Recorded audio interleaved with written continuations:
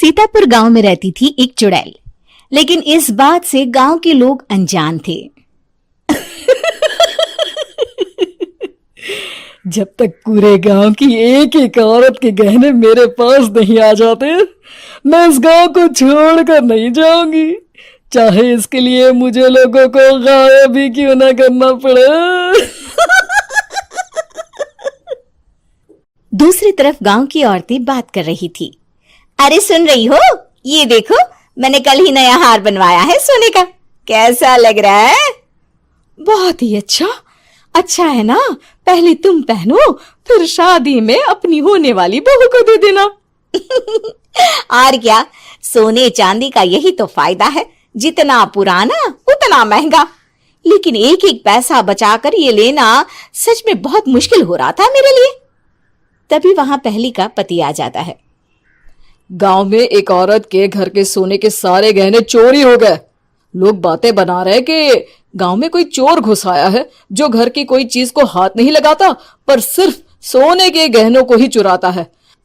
अब तुम ना अपने ये गहने संभाल कर रखना। हे भगवान, ये क्या बोल रहे हैं? ये तो वही बात हो गई कि गांव बसा नहीं और लुटेरे पहले आ गए। दूसरी तरफ गांव के ही एक घर में रंजना रहती थी। उसके पति का गांव में चाउमीन का ठेला था। एक दिन उसके घर में एक औरत आती है। अरे रंजना, तू गांव में नहीं है तो सोचा तुम्हें बता दूं। गांव में बात चल रही है कि गांव में एक चोर घुस आया है जो घरों के सोने के गहने चुरा लेता है। अरे मैं तो सिर्फ ये कान की छोटी सी बाली ही सोने की पहनती हूँ, बाकी गहने तो मैंने गांव के बैंक में लाकर रखे हैं। ये क्या होता है? ना बाबा ना, हमारे गांव की औरतें तो गहने अपने पास ही रखती है। जब कहीं जाना हो तो बस अलमारी से गहने निकालो और पहन लो। दूसरी तरफ एक औरत हाथ में टोटके वाली छोटी सी गुड़िया लेकर घर में चली आती है। अरे कोई है? घर की औरत है क्या? क्या है ये गुड़िया? ये कोई ऐसी वैसी गुड़िया नहीं है, ये जादुई गुड़िया है। इसको घर की अलमारी में रखना। अगर तुम्हारे घर पर किसी की बुरी नजर होगी तो रात भर में ये पतली सी गुड़िया मोटी हो जाएगी।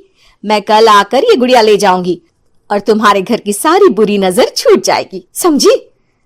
अरे वाह, ये तो बहुत कमाल की गुड़िया है, दे दो। कितने की है एक? अरे नहीं नहीं नहीं, ये फ्री की है। मेरा काम इस पूरे गांव को बुरी नजर से दूर रखने का है। हाँ।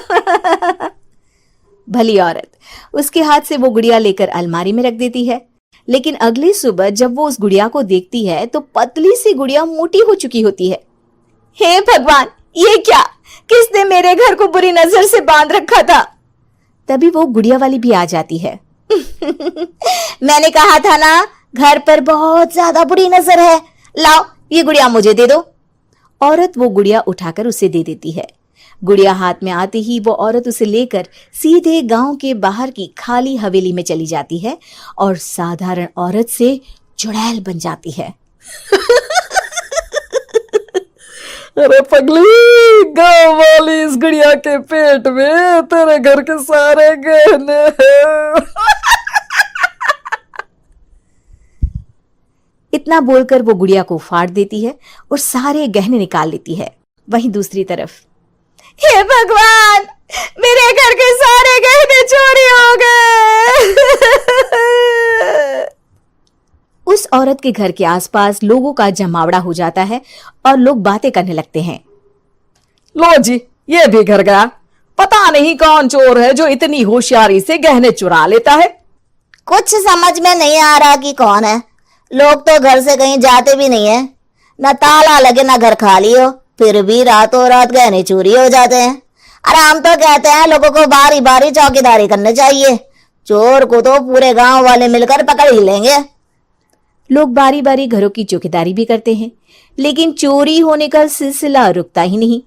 फिर एक दिन रंजना के पड़ोस से भी रोने की आवाज आती है। अरे आज ही घर की बुरी नजर उतरी और आज ही सारे गहने भी चोरी हो गए। कैसी बुरी नजर? क्या हुआ था?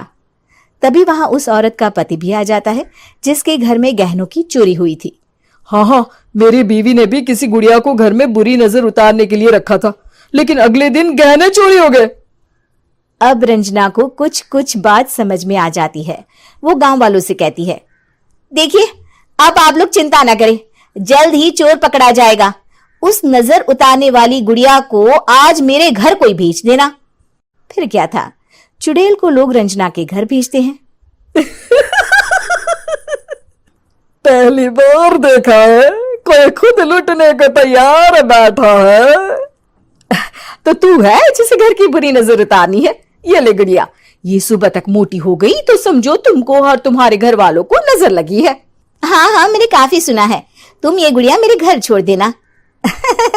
अरे क्यों नहीं, कल सुबह आऊंगी जब गुड़िया तुम्हारे घर की सारी बुरी नजर लेकर मोटी हो जाएगी, ठीक है? अब क्या था, रात को रंजना ने पूरी नजर गुड़िया पर रखी। वो अपने पति और गांव के कुछ लोगों को घर की खिड़की से घर के अंदर नजर रखने को कह देती है, और फिर जो नजारा सब देखते हैं वो हैरान करने वाला होता है। गुड़िया धीरे से अलमारी खोलकर बाहर आती है। अलमारी के सारे गहने लेकर घर में जहां जहां गहने होते हैं वो लेकर अपने मुंह से खा जाती है। वो जितने गहने खाती उतनी ही मोटी हो जाती और फिर अलमारी में बंद हो जाती है। गांव वाले डर के मारे वहीं बेहोश हो जाते हैं। लेकिन सुबह जब वो औरत गुड़िया लेने आती है, रंजना उसका सामना करती है। ये देखो, गुड़िया कितनी मोटी हो गई है। लगता है मेरे घर में बहुत लोगों की नजर लगी है। लाला, ये गुड़िया मुझे दे दे। अरे बहुत कीमती गुड़िया है ये।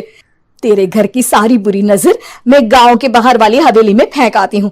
शाम को फिर लोगों के घर इसे लेकर जाना है ना। इसमें तो मेरी जान बसती है, जान। रंजना गुड़िया को चुड़ैल की तरफ बढ़ा देती है, लेकिन फिर वापस ले लेती है और गुड़िया के हाथ मोड़ देती है। जैसे ही गुड़िया के हाथ मोड़ती है, चुड़ैल का हाथ भी मुड़ जाता है। अच्छा, तो ये वो गुड़िया है जिसमें तुम्हारी जान बसती है। अब सुन चुड़ैल, तेरी सारी हकीकत सबके सामने आ गई है। या तो गांव वालों के गहने लौटा दे, नहीं तो मैं इस गुड़िया की गर्दन मोड़ दूंगी। चुड़ैल डर जाती है। अरे नहीं नहीं, मेरी गुड़िया दे दो, मैं सबके गहने वापस कर दूंगी। ठीक है, अब भी जा और सबके सारे गहने वापस कर। चल निकल यहां से। चुड़ैल सबके गहने लौटा कर रंजना के पास आती है। ला दे मेरी गुड़िया रंजना, इसके अंदर के गहने निकाल ले, लेकिन गुड़िया वापस दे दे। लेकिन रंजना जानती थी कि जैसे ही गुड़िया चुड़ैल को देगी उसकी शक्ति वापस आ जाएगी। चुड़ैल, तू तो चुड़ैल ही रहेगी, ये मैं जानती हूँ। अरे नहीं नहीं नहीं, मैं गांव छोड़कर चली जाऊंगी, किसी को परेशान नहीं करूंगी, वादा करती हूँ मैं।